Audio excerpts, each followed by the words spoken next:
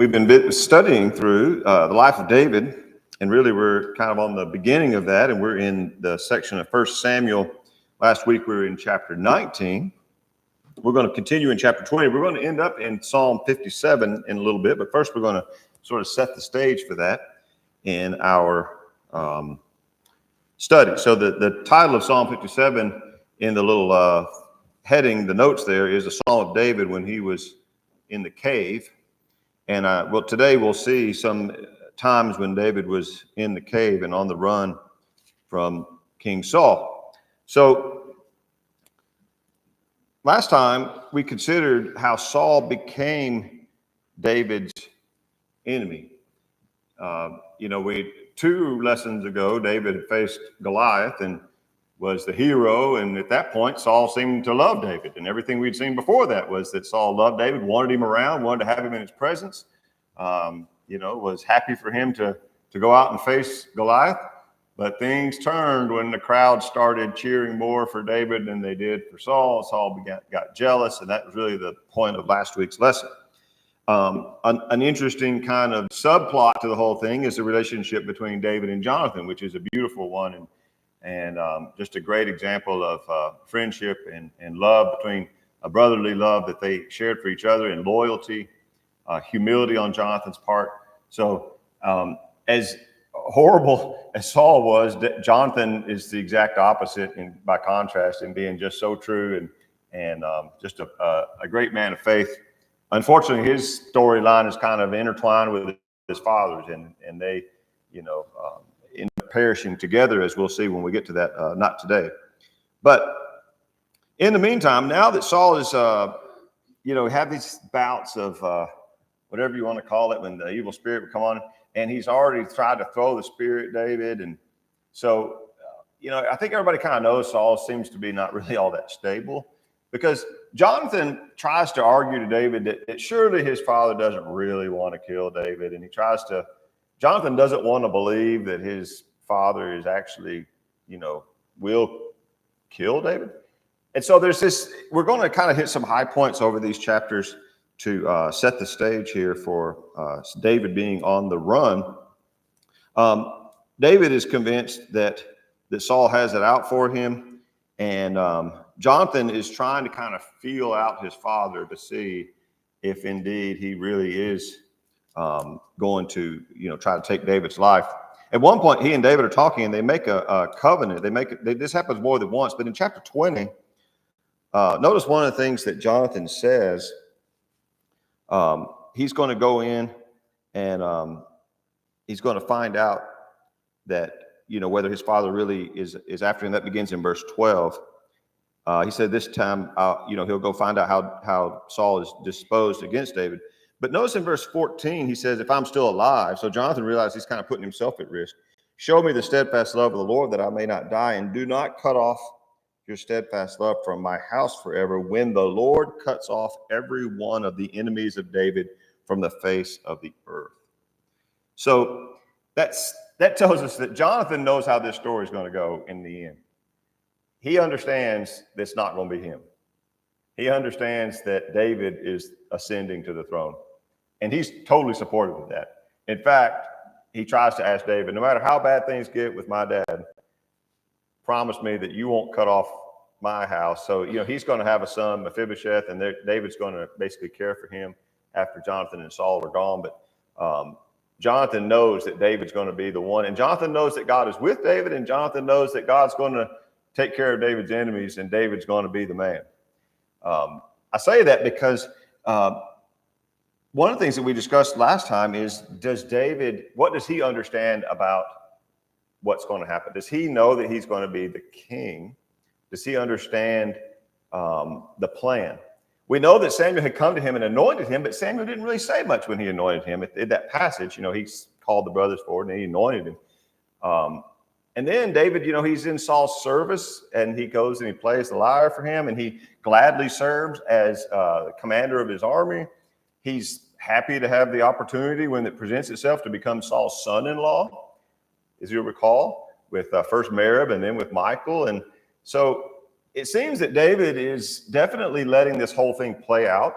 in whatever way that it does. He's not eager to push Saul aside or to try to stage a coup. He's loyal to Saul. And but in spite of that, at least Jonathan understands, and surely David does as well, that the Lord is with David and the Lord is not with Saul. And it's really David's going to be the king at some point. We're going to see that that is emphasized to David again here shortly. So they come up with a plan about how is Jonathan going to find out what his dad's up to and let David know. And there's this, you'll recall the story. He said, okay, you lay low for a few days and don't come to the dinner. And if David says, if your dad says, oh, that's fine, he's gone to Bethlehem to observe some feast with his family. If Saul's good with that, then we'll know everything's probably fine. But if he gets angry that I'm not there, you'll know there's trouble afoot. And he doesn't come for 2 or 3 days, and Saul gets furious. And then Jonathan knows, and this is when Saul really just blasts Jonathan. Don't you understand? As long as he's alive, your throne will not be established. And Jonathan knows, oh man. So they had worked out a signal. He's going to shoot some arrows and send a young man. Jonathan is. David's in hiding out in the field. And so he's going to shoot some arrows. And if he says to the young man, keep going, that's going to be the sign that you need to run. And if he says to the young man, no, back this way, come this way, that's going to be the sign. Everything's cool. You can come. And so, of course, it's bad news. Jonathan's heartbroken. He's going to have to tell David, you need to run. You need to get out of here. And so we're going to pick up now in verse 41. The boy has done his thing. Jonathan had told him, keep going. And verse 41 says, as soon as the boy had gone, David rose beside the stone heap and fell on his face to the ground and bowed 3 times. They kissed one another and wept with one another, David weeping the most. You get the sense that David appreciated maybe the significance of what's about to play out. Verse 42, Jonathan said to David, go in peace, because we have sworn both of us in the name of the Lord, saying, the Lord shall be between me and you, my offspring and your offspring forever. And he rose and departed. Jonathan went into the city. From David, why is this so hard on him? Well, he's done nothing wrong. Saul feels threatened by David, but David has never been a threat to Saul. He's never worked against him. He's never worked behind the scenes against Saul. He's been faithful to Saul. He's been faithful to God. He's only done what he was supposed to do. But Saul still wants to kill him for no reason. So in chapter 21, David stops by the tabernacle on his way out of town. He needs some supplies. And, in one of those details that makes me cringe a little bit, he tells the priest pretty clearly a false story about how he's been sent on a mission, a special mission by the king. And he's got some young boys waiting around the corner, and we need some food. And I don't think Saul had sent him on any mission at all. There's no indication. Saul's trying to find him, not send him away on some special mission. But anyway, innocently, the priest gives him the food. The Ahimelech gives him this the showbread, and Jesus refers to that in the New Testament, but we'll save that for another day. There's an interesting detail in all this in verse 7 of chapter 21. A certain man of the servants of Saul was there that day, detained by the Lord, before the Lord. His name was Doeg the Edomite, the chief of Saul's herdsmen. So he's just kind of lurking around and watching what's playing out here. So David flees to Gath. Now, remember, that's the hometown of the man whose sword now he's carrying. Oh, yeah, Ahimelech gave him the sword of Goliath. He ran for his life, and so he didn't even have any weapons. And so Ahimelech said, all we have around here is this sword. And David said, that'll do. There's none like it. So he's got Goliath's sword. He goes to Gath, where Goliath is from, and the people recognize him. And notice what they say in verse 11. The servants of Achish, the king there, said, is not this David the king of the land?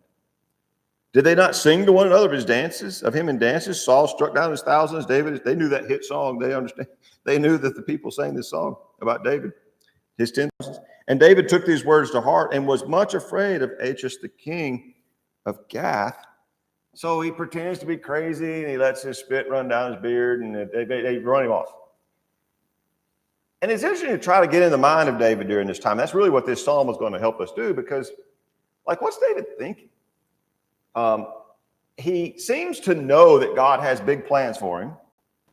The big plans that God has for him involve him being king, but there's somebody who's king already, and that somebody is Saul, the Lord's anointed. From David's point of view, what's he supposed to do? Now the king is trying to kill David, so he tries to run over to Philistine territory, and they recognize him, and now he's got to get out of there.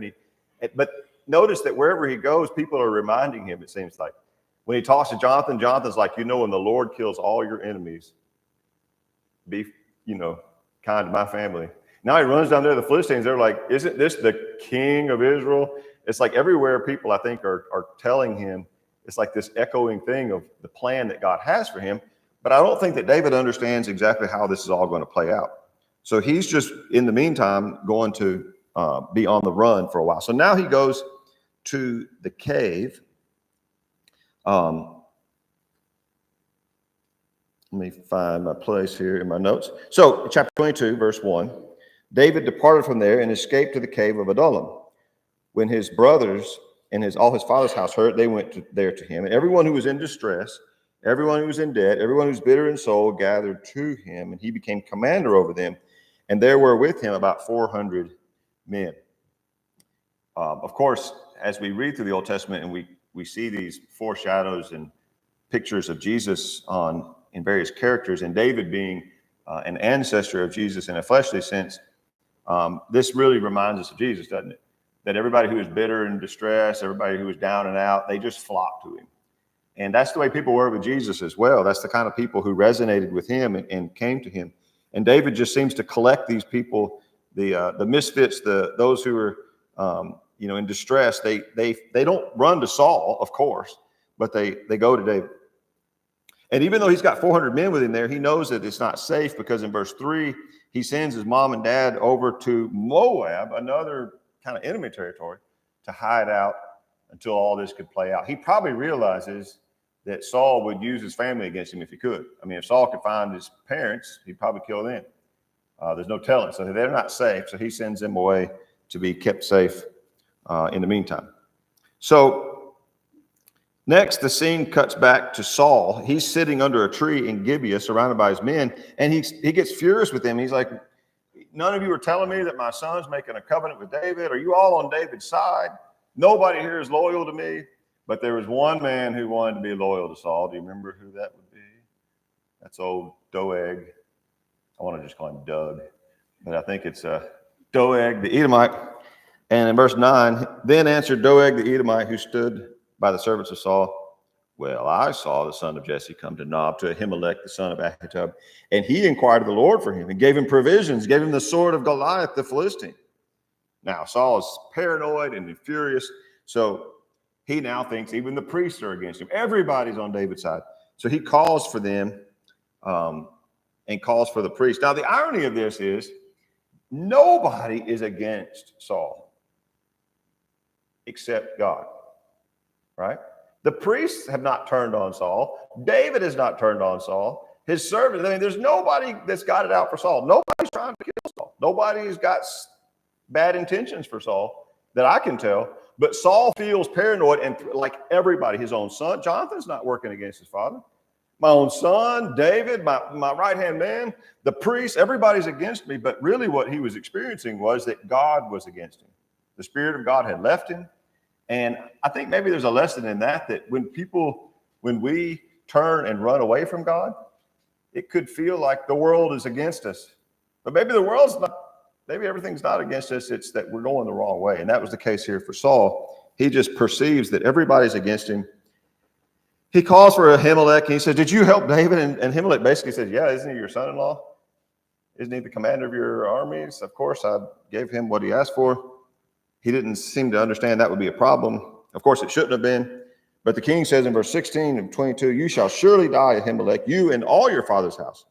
The king said to the guard who stood about him, turn and kill the priests of the Lord, because their hand is also with David. And they knew that he fled and did not disclose it to me. But the servants of the king would not put out their hand to strike the priests of the Lord. Good for them. There's some commands that we should not obey, of course. But there was one person willing to do it. Doug, yeah. Doeg the Edomite killed 85 of them that day, and he went and killed their families. He killed the animals in Nob. Of course, word of this gets to David, and he feels partially to blame because he had seen Doeg there, and he suspected that he would turn on him. The point here for this lesson is that David's the threat against him is very real. Unlike Saul, who just felt paranoid and nobody was out to get him, Saul is actually trying to kill David and will if he gets the opportunity. Of course, the Lord's not going to allow that, but Saul is really and truly trying to get David and has now proven it by killing all the priests just because one of them helped David. So in chapter 23, David's hiding out, and he hears that the Philistines have come up against a city called Keilah. And David's trying to decide, well, now what do I do? Remember before when he was serving in Saul's army, he would be the one that would go out. But now he's in hiding. So he inquires of the Lord. In verse 2, should I go and attack these Philistines? And the Lord said, David, go, attack the Philistines, save Keilah. And he does. He takes his men, he takes this little group, he goes, he saves them, of course. That's what David does. Word gets back to Saul that, hey, David's over there in Keilah. And Saul summons his army. Now we got him, and he's going. So David now asks the Lord a couple more questions. In verse 11 of chapter 23, he asks, will the men of Keilah surrender me into his hand? Will Saul come down as your servant has heard? O Lord God of Israel, please tell your servant. And the Lord said, he will come down. Then David said, will the men of Keilah surrender me and my men into the hand of Saul? And the Lord said, they will surrender you. So even though David has come out of hiding, put himself in harm's way to save these people, when Saul and his army shows up, those people are going to turn on David and surrender him. So even the people he's trying to help are not loyal to him at this point. He can't trust them. They're going to turn on him. And so in chapter 24, David is back in a cave. This is the one where Saul goes in to relieve himself, and David and his men are deep in the cave, and he goes out and cuts off a little piece of his robe, and then his conscience bothered him. You remember his servant said, this is your opportunity. God's given him into your hand. There you go. This is all the plan. Take him now. And David's like, absolutely not. I'm not putting out my hand against the Lord's anointed, but he does cut his robe. But even that bothered him so bad that he comes out and opens himself up to Saul and says, I'm not against you. I could have killed you, but I didn't. And Saul basically, at this point, just breaks down and recognizes that David had been right and Saul was in the wrong. And he leaves him alone and goes back home. And we'll pause there. So I know that that was like lightning fast run through all those 3 or 4 chapters. Notice verse 6 of chapter 24. David said to his men, this is in the cave, the Lord forbid that I should do this thing to my Lord, the Lord's anointed, to put out my hand against him, seeing he is the Lord's anointed. So trying to get in David's mind here, it appears you've got Jonathan, you've got the people of Gath, you've got, people seem to understand David's going to be the king. But from David's point of view, there's someone sitting in that chair at the moment, and he's the Lord's anointed. And if that's God's plan, that's fine with David, but David's not going to be the one to go strike down Saul to take the throne from him. So that leaves David in a hard spot. He tries to run off to the neighboring people, but that isn't going to work. So what's he supposed to do? So what he does is he just kind of runs around from place to place and hides out. So waiting, right? And we might wonder, what's David feeling during this time? And this is one of the awesome things about the Psalms. And I don't know that, it's very rare that we have this for other Bible characters, but we have the narrative that's recorded here that tells us the kind of the story of what's happening. And then for a lot of Bible characters, like Joseph or Abraham, we have to imagine, what were they thinking? What was going on in their mind? What were they feeling? How were they reacting to what happened to them? But in the case of David, we have a number of Psalms attributed to him and specifically attributed to certain times in his life that allows us to kind of hit pause on the story and then go over here and look at this Psalm, and we can kind of see what was David thinking while he was hiding in the cave with his men and Saul's trying to chase him around. And so that's what we're going to do now. Let's turn over to Psalm 57. Berkeley read it for us a moment ago. Let's go revisit this Psalm. Notice if your Bible has the little headings at the top, these are sort of just, they're very ancient, but they're added by some scribe somewhere down through the years. to the choir master according to do not destroy, a Michtam of David when he fled from Saul in the cave. So I don't know exactly which time that was, because there's more than one time David ends up in a cave, but it certainly would probably fit the time that we were just reading about when David is hiding in the cave. So it begins, be merciful to me, O God, be merciful to me, for in you my soul takes refuge. In the shadow of your wings I will take refuge till the storms of destruction pass by. Be merciful, of course, is a cry for help. When we ask God to be merciful, when they cried out to Jesus, Jesus, Son of David, have mercy on me, what they're saying is to take note of my distress, hear my cry.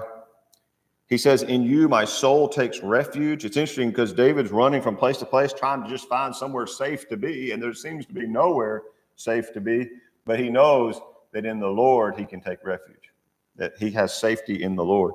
He says, in the shadow of your wings I take refuge. It's kind of neat to think about that being inspired while you're in a cave. So the earth is kind of shielding him at the moment, but it's more than just the earth kind of shielding him. He sees this as God's wings. I've been showing the kids pictures and videos. There's little killdeer birds that nest on the ground around the school at Motlow. And sometimes, you know what I'm talking about, the little ones, they run real fast. But sometimes you'll go up and there'll be one sitting in the middle of the driveway. And if you walk up to it, she'll stand up, and then these little four ones, you know, they haven't hatched yet, but when they do, she'll sometimes just kind of sit with them under her wings. And if you come up, she'll stand up and they all run. Then she's got to go gather them up again. But you've seen birds do that where they kind of, you know, crouch down and protect and shield. And so David says that in the shadow of God's wings, he takes refuge. And he says he does this till the storms pass by. There's what a wonderful thought that David was going through a time in his life where it was stormy.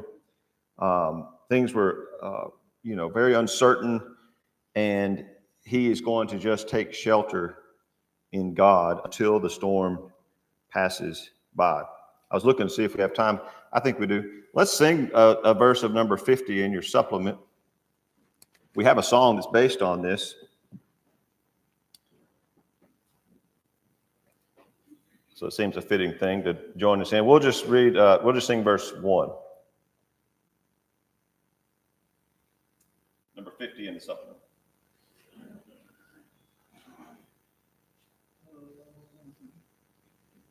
In the dark of the midnight have I oft hid my face, while the storm howls above me, and there's no hiding place. Mid the crash of the thunder, precious Lord, hear my cry.